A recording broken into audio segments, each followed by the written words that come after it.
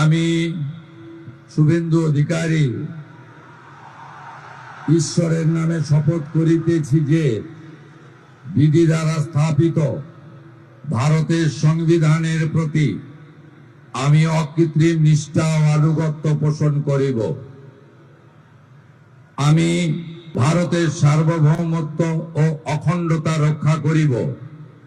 পশ্চিমবঙ্গ রাজ্যের মুখ্যমন্ত্রী রূপে আমার কর্তব্যসমূহ নিষ্ঠাপূর্বক এবং বিবেকসম্মতভাবে নির্বাহ করিব এবং ভয় বা পক্ষপাত, প্রীতি বা বিদ্বেষ রহিত হইয়া সকল শ্রেণীর জনগণের প্রতি সংবিধান ও বিধি অনুসারে ন্যায় আচরণ করিব।